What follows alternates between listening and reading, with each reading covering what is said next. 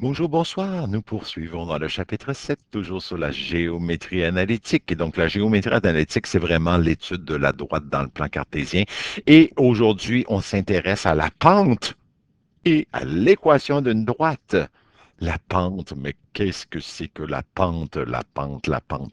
Ben, c'est comme quand tu vas faire du ski, hein, tu sais, les pentes, il y a des pentes à pic, il y a des pentes moins à pic, il y a des pentes douces. Donc, ça va avoir un lien avec quelque chose que tu connais. Et ce lien-là, en fait, qu'est-ce que c'est? Quand on parle de pente, on va parler de taux de variation. Tu vois ici, on a deux points. Donc, le premier point, x1, y1, x2, y2.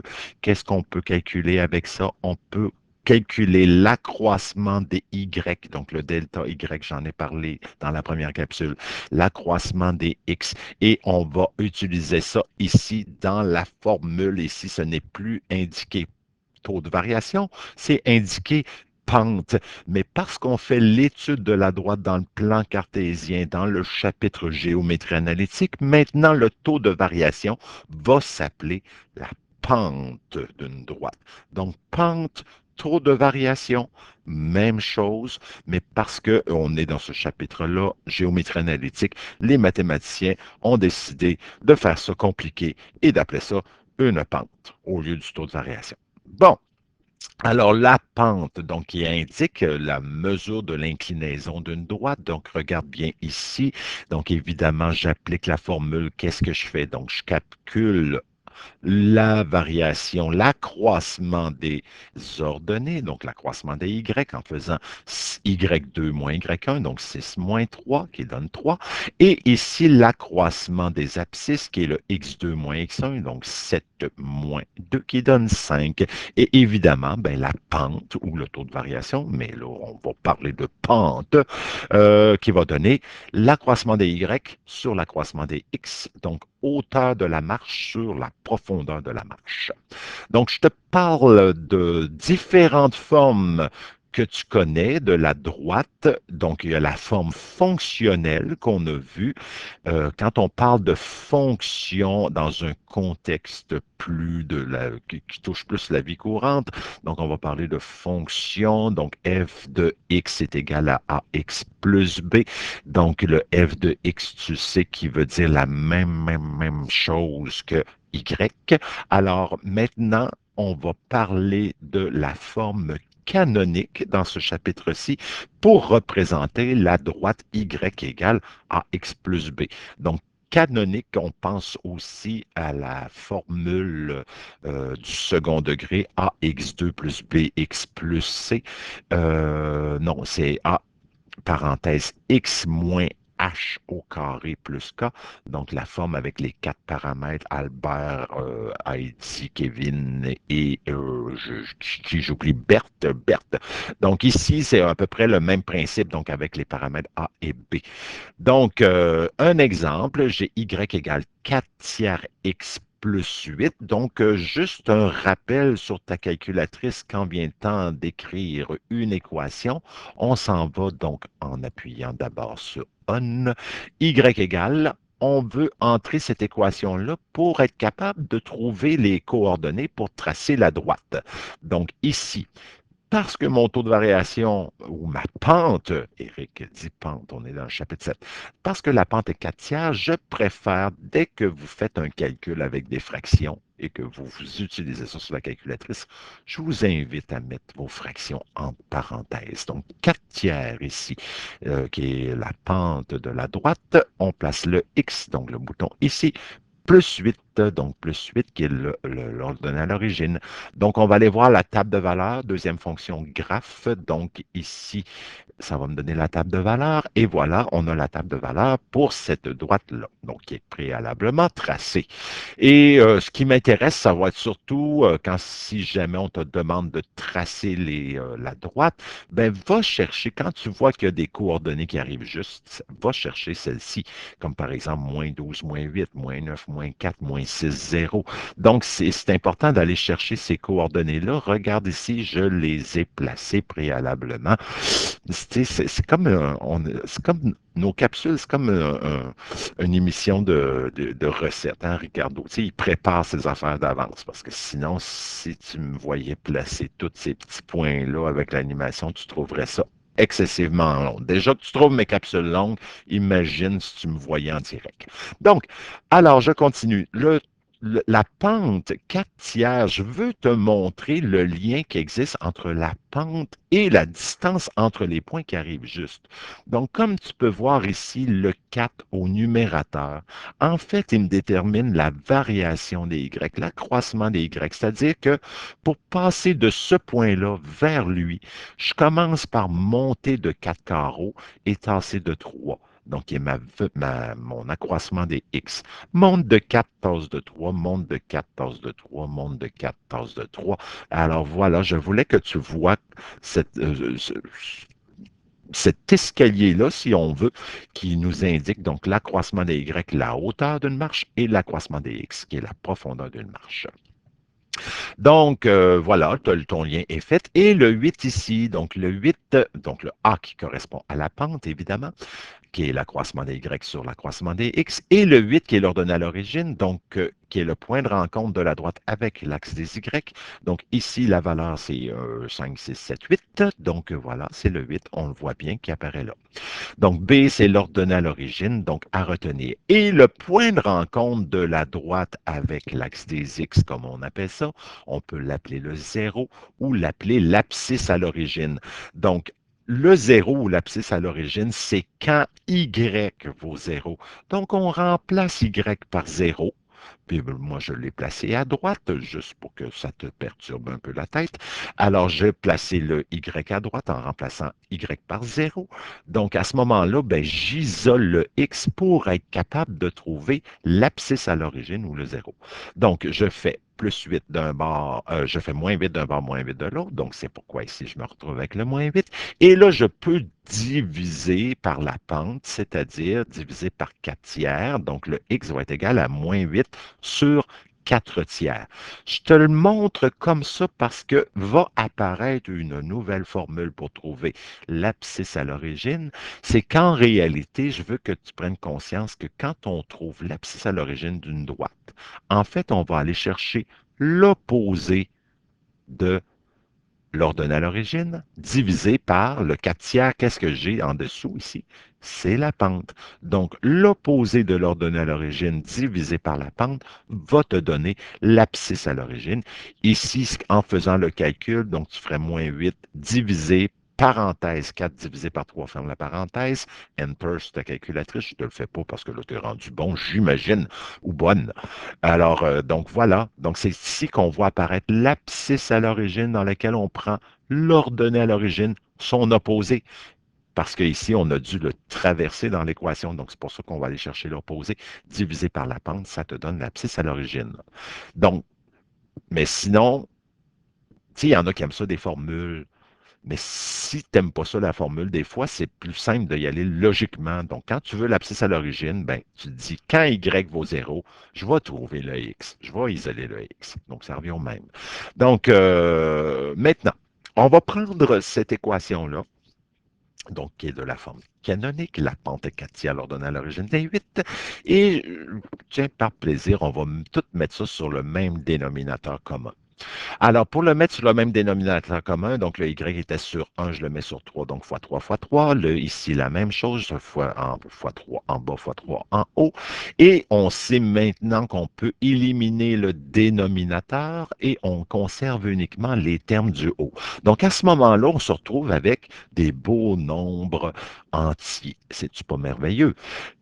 Puis si je décide de tout envoyer à gauche pour que mon équation soit égale à 0, alors le 4x, je le traverse à gauche, le plus 24, je le traverse à gauche. Qu'est-ce que ça va faire? Mais ça va faire moins 4x plus 3y moins 24 égale 0. Donc, à ce moment-là, ça me donne comme une forme d'équation où le x, le y et le nombre sont tous du même côté. Et ça me donne cette forme-ci avec des lettres majuscules pour nous parler de la forme générale. Donc, la forme générale est une équation d'une droite dans laquelle le x, le y et le nombre sont tous à gauche et c'est égal à 0. Et à ce moment-là, ben, le A et le B et le C sont des nombres entiers. Donc, c'est une autre façon de faire. Bon, je veux te présenter que si on a la forme générale et que je décidais d'isoler le Y, donc c'est comme si je pars de celle-ci pour en arriver à ma forme canonique. Donc, j'isole le Y. Donc, ça veut dire que le A, X et le C traversent de l'autre côté, donc je change de signe. C'est pourquoi j'ai des signes. Je divise par B partout pour isoler le Y. Donc, à ce moment-là, tu vas constater que à partir de la forme générale, le moins A sur B va te donner la pente. Donc, ici, tu prends moins A. Donc, regarde ici, moins A, ça ferait moins 4 sur 3. Donc, ça ferait 4 tiers. Regarde ici, on a la pente qui est là. Donc, ça donne des formules pour trouver la pente à partir de la forme générale. Et ici, on va avoir l'ordonnée à l'origine. Et l'ordonnée à l'origine, donc tu prendras l'opposé de C divisé par B et ça te donne l'ordonnée à l'origine. Et si tu veux trouver l'abscisse à l'origine, le 0, donc à ce moment-là, tu remplaces le Y par 0. Donc, dans la formule ici, donc tu remplaces Y par 0 parce que l'abscisse à l'origine, c'est quand Y vaut 0. Remplace Y par 0. Donc, il nous reste AX plus C. Isole le X, le C traverse, divise par A. Donc, moins C sur A, ça te donne l'abscisse à l'origine. Donc, à ce moment-là, on a comme trois formules à partir de la forme générale pour trouver la pente, l'ordonnée à l'origine et trouver l'abscisse à l'origine. Donc, voilà, elles sont résumées ici. Donc, je reprends cet exemple-là. Donc, quand on a cette forme-là, on sait que c'est la forme générale. Donc, on trouve les paramètres grand A, grand B, grand C. Donc, c'est tout simplement le coefficient de X, le coefficient de Y et la valeur fixe, le terme constant. Je veux trouver la pente. Donc, la pente, c'est moins A sur B. Donc, ça fait moins 4 sur 3 qui fait 4 tiers. L'ordonnée à l'origine, c'est moins C sur B. Donc, moins 24 sur 3. Donc, il donne 8. Et l'abscisse à l'origine qui est moins C sur A. Donc, il fait moins 24 sur moins 4 est égal à moins 6. Donc, ce qui me permettrait ensuite d'écrire cette fonction-là, ça peut être cette équation-là générale, sous la forme canonique, parce que là, maintenant, je connais la pente que je place devant x et je connais l'ordonnée à l'origine que je place après le x. Donc ça me donne cette façon-là. Une autre façon qu'on peut représenter ces droites-là, regarde bien ici, je vais mettre le x et le y du même côté. Donc, je mets le X et le Y du même côté. Donc, pour l'instant, je le laisse en 4 tiers. Donc, évidemment, il traverse, il devient moins 4 tiers. Et là, ce que je vais faire, je vais m'arranger pour que ça soit égal à 1. Donc, égal à 1, ça veut dire que je veux diviser par 8. Puis là, tu dis, pourquoi il faut que ça soit égal à 1? C'est parce que tu vas comprendre, il va y avoir une nouvelle forme qui va se présenter, mais tu ne pas personne. Donc, je veux que ce soit égal à 1. Alors, je divise par 8 partout, je divise par 8 partout, partout. Donc, à ce moment-là, qu'est-ce que ça va faire? Ben, ici, je pourrais faire moins 4 tiers divisé par 8. Tiens, on va aller chercher la calculatrice pour le faire. Donc, puis je cale ça, voilà. Je sors de là, donc parenthèse, parce qu'en haut ici, j'ai une fraction, donc c'est mieux parenthèse. Petit moins 4 divisé par 3, ferme la parenthèse, divisé par 8. Ici, pas besoin de parenthèse parce que ce n'est pas une fraction. Donc, Enter, ça me donne moins 1,66666. Oh, que c'est donc pas beau. Alors, à ce moment-là, math, frac. Et hop, ça me donne moins 1 sixième. Donc, dans le fond, moins 4 tiers divisé par 8, ça me donne moins 1 sixième. Donc, ça me fait moins 1 sixième. X plus Y sur 8 est égal à 1. Et évidemment, le 1 fois x, je pourrais le multiplier ensemble et je décide, cette fois-ci, je t'ai toujours dit, on n'avait pas à avoir un nombre négatif dans une fraction au dénominateur, mais là, cette fois-ci, on va l'accepter. D'ailleurs, c'est préférable que le moins s'en aille en bas. Donc, à ce moment-là, 1 fois x, qu'est-ce que ça va faire? Ça va faire x Donc, sur moins 6 plus y sur 8 est égal à 1. Donc, ça nous donne une nouvelle forme. Et je vais te faire remarquer, dans le fond, que le moins 6 et le 8 jouent un rôle sérieux. Et ce rôle sérieux-là, c'est regarde bien ici. Va chercher le point vert. Le point vert, c'est quoi? C'était l'ordonnée à l'origine, donc qui est le 8. Et ici, on a trouvé préalablement l'abscisse à l'origine qui vaut moins 6. Donc, qu'est-ce qu'on remarque? C'est que sous le Y, il va y avoir l'ordonnée à l'origine et sous le X, il va y avoir l'abscisse à l'origine. Donc, l'ordonnée à l'origine, l'abscisse à l'origine. Donc, ça va nous donner une nouvelle forme d'équation, donc une troisième, qui sera la forme symétrique. Donc, la forme canonique, la forme générale, la forme symétrique, voilà les trois formes d'équation. Donc, j'insiste pour l'instant sur la forme symétrique. Donc, cette fois-ci, le A, c'est-à-dire la valeur qui est sous le X, va correspondre à l'abscisse à l'origine. Là, tu vas te dire, ben oui, mais des fois, le A, quand il est devant X, on l'appelle la pente, le taux de variation, puis là, c'est le A qui est en dessous du X, on ne l'appelle plus la pente. Non, effectivement, ça peut être un peu mêlant, je te comprends, mais démêle-toi. Donc, si jamais tu as un A devant un X, à ce moment-là, on parle de la pente ou du taux de variation. Mais si le A est sous le X, donc quand on est de la forme symétrique, et de la forme symétrique, c'est vraiment le X et le Y sont du même bord, avec un nombre en dessous du X, un nombre en dessous du Y, et c'est toujours égal à 1. Égal à 1. Si c'était égal à autre chose, il faudrait que ce soit égal à 1 pour avoir la forme symétrique.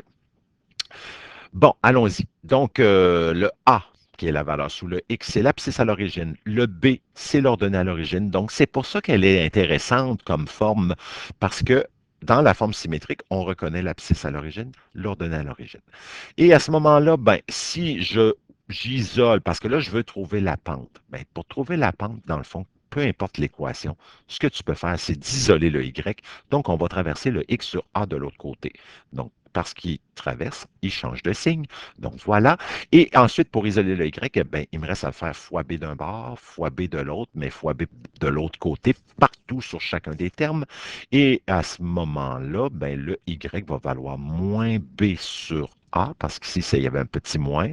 Le X est multiplié par B, donc ça fait moins B sur A, X plus B. Donc, à ce moment-là, qu'est-ce que tu remarques pour trouver la pente? Ben, la formule va être moins l'ordonnée à l'origine sur l'abscisse à l'origine, donc moins B sur A pour trouver la pente. Donc, ça te donne une formule supplémentaire pour calculer la pente quand tu connais la forme symétrique. Donc, à ce moment-là, ici, j'ai ma forme symétrique, je veux trouver la pente. Qu'est-ce que je vais faire? Je vais aller chercher l'ordonnée à l'origine, donc l'opposé, donc petit moins 8 sur l'abscisse à l'origine, simplifie, un moins divisé avec un moins, ça fait un plus, 8 sur 6, ça fait 4 tiers, donc la pente est donc 4 tiers, et ainsi, tu es capable, à partir de la forme symétrique, de trouver assez rapidement la forme canonique, la pente est en 4 tiers qu'on vient de trouver, et ici, bien évidemment, c'est la valeur sous le Y qui est l'ordonnée à l'origine. Donc, en résumé, à la page 291 dans ton cahier, donc je te laisse le temps d'aller le chercher, appuie sur pause, ouvre la page, ton cahier à la page 291. Voilà, maintenant je sais que tu es allé chercher ton cahier, que tu es à la page 291. Donc, en résumé, on a les trois formes d'équation. On a la canonique qui est celle que tu connais depuis fort longtemps, y égale à x plus b. Et là, tu vois ici le a devant le x. À ce moment-là, il s'appelle la pente, taux de variation. Le b, l'ordonnée à l'origine. L'abscisse à l'origine, ça peut être la formule moins b sur a. Mais si tu n'aimes pas ça, les formules, parce que tu vas venir tout mêler, parce que d'entre autres, ce qui arrive ici, c'est que le moins B sur A, c'est la même formule ici pour trouver l'abscisse à l'origine, puis tu vois ici, c'est pour la même formule. Ça peut être mêlant. Fait que si tu penses être mêlé là-dessus, ben à ce moment-là, barre ça, le moins B sur A. Écris donc que pour trouver l'abscisse à l'origine, c'est quand Y vaut 0. Puis à ce moment-là, tu isoles ton X, tu trouves ton X. Donc, l'abscisse à l'origine, ça peut être ça, pour cette formule-là. Donc, je te laisse le choix. Si ça te parle, moins B sur A pour trouver la pente, pour trouver l'abscisse à l'origine, quand on connaît la forme canonique, vas-y, mais sinon, pense tout le temps à abscisse à l'origine, c'est quand Y vaut 0 trouve X. Bon, même pour la formule générale. Donc, la formule générale, on a AX plus B plus C. A et B sont des nombres entiers. Donc, on a les trois formules pour calculer la pente, leur donner l'abscisse à l'origine. Donc, à ce moment-là, pour certains, ça peut être utile. Il y en a qui aiment ça, des belles formules. Mais pour d'autres, moi, quand je veux trouver la pente, quand j'ai la forme générale, pense plutôt, puis même pour leur donner à l'origine, pense plutôt à isoler le Y pour avoir la forme Y égale à X plus B. Et à ce moment-là, ben, tu vas avoir la pente devant le X et tu vas trouver automatiquement l'ordonnée à l'origine, plutôt que d'appliquer les formules. Et si tu veux l'abscisse à l'origine, ben, c'est moins C sur A, où tu te dis, ben, garde, quand Y vaut 0, je vais trouver X. Donc, tu remplaces Y par 0, tu isoles le X et ça va te donner ton abscisse à l'origine. Et pour la symétrique, donc c'est une forme intéressante parce que sous le X, on a l'abscisse à l'origine, sous le Y, on a l'ordonnée à l'origine. Évidemment, ici, tu remarques qu'il y a une restriction pour chacune parce qu'on ne peut pas faire une division par 0. C'est pour ça qu'on indique que A ne peut pas être égal à 0 ni B. Et à ce moment-là, ben, pour la pente, par contre, ça, je le conserverai tel quel. Donc, la pente, c'est moins l'ordonnée sur l'abscisse, moins B sur A. Celle-là est facile à trouver. Puis ici, ben, ça, c'est normal de conserver ça. Il n'y a pas de remplacement à faire avec ça. C'est très simple parce qu'on la trouve intéressante, la forme symétrique, justement, parce qu'elle nous donne deux belles valeurs qui sont l'ordonnée à l'origine et l'abscisse à l'origine. Donc ça ici, aucune modification. Fait que ça ici, fais-toi une capture d'écran et mets ça sur ta feuille de mémoire. Maintenant, je te montre à convertir donc d'une forme à l'autre. Par exemple, j'ai la forme canonique que je veux convertir en forme générale. Donc, on l'a un peu vu dans les exemples que je t'ai montrés précédemment, mais là, on va y aller plus sérieusement. Donc, la forme canonique, c'est la y égale ax plus b. Je le veux de la forme générale qui est le ax plus by plus c égale 0. Donc, pour avoir tous des nombres entiers, bien évidemment, c'est un dénominateur commun que je veux avoir. Et si c'était sur 3 sur 4, donc je le veux sur 12, mais si je fais fois 12 en bas, je suis obligé de faire fois 12 en haut. Et si je vais faire fois 4 et là fois 3, tout ça pour l'avoir sur 12, j'élimine mes dénominateurs et voilà, je travaille avec des nombres entiers. Maintenant, il ne te reste qu'à traverser le moins 20x et le moins 3 à gauche pour que ce soit égal à 0. Donc, égalise à 0, voilà, ça te donne ça. Mais tu aurais le droit aussi de dire, parce que si tu es comme moi un peu paresseux, tu pourrais dire, ben, le 12Y, je le traverse ici, c'était moins d'ouvrage. Ben, à ce moment-là, ça te donnerait tous des signes contraires de ta première équation et c'est exactement la même chose. Ça donne exactement la même chose parce que j'aurais le droit de multiplier une équation par moins 1 d'un bord, moins 1 de l'autre, puis 0 fois moins 1, ben, ça donnerait encore 0. Donc, tu as le droit de changer tous les signes ici. Tu pourrais avoir une alternance ici, moins, plus, moins. Alors, à ce moment-là, on aurait plus, moins, plus. Donc, c'est deux bonnes réponses. Donc, dans le corrigé, si jamais ton équation n'a pas les mêmes signes, vérifie que ce soit exactement les signes contraires et ça voudra dire que c'est bon quand même. Pour la forme canonique que je veux de la forme symétrique, donc à ce moment-là, il faut que notre équation soit égale à 1. Donc, je traverse donc le x et le y du même côté, donc, ou non, plus simple. Je partais, ben non, c'est ça, j'avais ma petite bulle. Alors, je recommence. Pour trouver la forme canonique, ben dans le fond, on connaît l'ordonnée à l'origine qu'on va pouvoir placer sous le Y. Il nous reste à trouver l'abscisse à l'origine. Puis l'abscisse à l'origine, c'est quand Y vaut 0, calcule le X. Donc, je remplace Y par 0. Je vais isoler le X. Donc, ça va faire 1 quart est égal à moins 5 tiers X. Et donc, je vais diviser par moins 5 tiers qui revient à multiplier par l'inverse. Hein. Diviser par une fraction, c'est multiplier par l'inverse de l'autre côté. Donc, moins 3 cinquièmes fois un quart qui donne moins 3 vingtièmes. Donc là, on connaît l'abscisse à l'origine qu'on va pouvoir placer sous le X. Donc voilà, on écrit X sur abscisse à l'origine, Y sur l'ordonnée à l'origine, moins un quart. Donc, on n'oublie pas ici, ça sera toujours un plus. Si jamais c'est un moins, ben le moins, tu le remplaces par un plus, puis tu vas transporter le signe contraire en bas. Et donc, voilà, ça nous donne un. Donc, à ce moment-là, forme canonique, on connaît l'ordonnée à l'origine qu'on place sous le Y. Il nous reste à trouver l'abscisse à l'origine, donc moins 3 sur 20 en remplaçant Y par 0, puis on trouve le X, et ça nous donne la forme symétrique. Si j'ai la forme générale que je veux sous la forme canonique, est-ce pas compliqué? Fais juste isoler le Y. Tu ne prends pas les formules, là. Tu peux prendre les formules si tu veux, mais moi, j'isole le Y. Voilà, isole le Y. Et ça te donne ta forme canonique. Donc, attention ici, un petit moins, ça fait un plus 2 tiers. Donc, ici, moins 7 tiers. Donc, on laisse ça sous forme de fraction.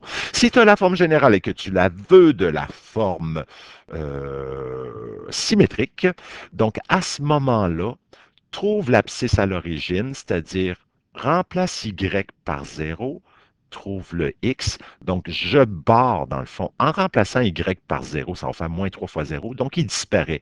Fait que tu vas travailler avec 2X moins 7 égale 0. Ça va te permettre de trouver ton abscisse à l'origine. Et si tu veux, maintenant, qu'est-ce qui nous manque pour la forme symétrique? Il nous manque l'ordonnée à l'origine. Bien, pour trouver l'ordonnée à l'origine, cette fois-ci, c'est quand X vaut 0. Tu trouves le Y. Donc, à ce moment-là, tu barres le 2X parce que 2 fois 0, ça fait 0. Donc, il va te rester juste moins 3Y moins 7 égale 0. Isole le Y. Tu vas avoir ton ordonnée à l'origine.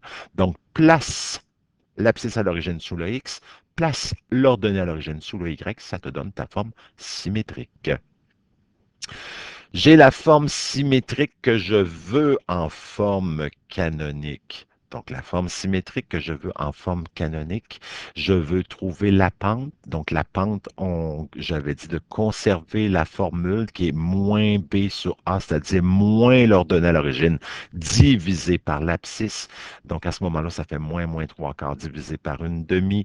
Bon, divisé, c'est multiplié par l'inverse où tu prends ta calculatrice. Donc, ça va faire moins 3 quarts plus 3 quarts fois 2 unièmes, hein, j'ai inversé. Donc, simplifie, voilà, 3 demi. Donc, on a la pente. Et alors, à ce moment-là, la pente qu'on place devant X, l'ordonnée à l'origine, qu'on place après le X. Si tu as la forme symétrique, attention ici, là, garde bien, je vais te donner un truc de vieux gourou pour être capable de transformer rapidement la forme symétrique vers la forme générale. Donc, à ce moment-là, qu'est-ce qu'on va devoir faire? On va monter les dénominateurs du dénominateur. Donc, dans le fond, ici, le 5, parce que je l'ai dit tantôt, hein, diviser par une fraction, c'est multiplier par l'inverse. Donc, ça veut dire que tu vas prendre ton moins 5 et ton moins 9, tu vas le monter en haut. Donc, parce que diviser par 3 cinquièmes, ça revient à multiplier par 5 tiers. Puis là, évidemment, on va monter le signe en haut. Donc, ici, tu montes le dénominateur là et tu montes celui-ci. Donc, à ce moment-là, tu as une belle job déjà de régler. Et là, qu'est-ce qu'il va nous rester à faire? C'est de trouver le dénominateur commun. Donc, c'est sur 3, c'est sur 2, je le veux sur 6. Dans le fond, tu sais, le 2 qui est ici va multiplier en haut, en bas cette première fraction-là, et le 3 qu'on a là va multiplier l'autre. Puis pour trouver le 1, ben, ça va être le produit de 3 fois 2. Donc, c'est pour ça ici que je mets tout sur le même dénominateur commun. Donc, ici, j'ai multiplié par 2, l'autre par 3. Donc, ici, par 3 fois 2, 3 fois 2, pour en avoir sur 6 de partout. Et on élimine le dénominateur. On se retrouve avec des beaux nombres entiers qu'on met tout du même côté. Donc, que ce soit tous des négatifs ou tous des positifs, ça revient à la même chose parce que j'aurais pu traverser le moins 10x à droite. Donc, c'est pour ça qu'on aurait pu avoir la forme où tous les signes sont positifs. Donc, à ce moment-là, on a la forme générale. Donc, un résumé de tableau. Dans le fond, ça ici, c'est le fun à avoir sur notre feuille de mémoire parce que ça va te faire des rappels. Tu as la forme canonique. Donc, tu la veux de la forme générale. Le truc, c'est dénominateur commun si jamais tu te retrouves avec des fractions. Si tu n'as pas de fractions, ben, tu traverses tout à gauche et tu égalises ça à 0. Donc, dénominateur commun plus égale ça à 0 et tu vas avoir la forme générale. Si tu as la forme canonique, que tu veux de la forme symétrique. Donc, tu connais le B que tu peux placer tout de suite sous le Y. Il te reste à trouver l'abscisse à l'origine, qui est Y égale 0. Trouve le X, donc tu remplaces Y par 0. Tu vas avoir ton abscisse, tu vas placer ça sous le X.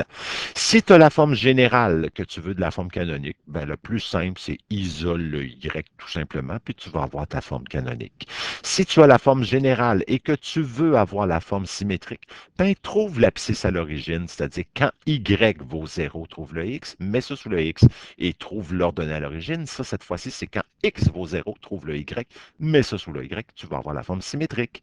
Et si jamais tu as la forme symétrique que tu veux transformer en canonique, ben trouve la pente. La pente, c'est l'opposé de l'ordonnée divisé par l'abscisse et ça va te donner la pente que tu places devant le X. Le B, ben, tu le connais déjà, tu l'envoies après le X et tu as la forme canonique.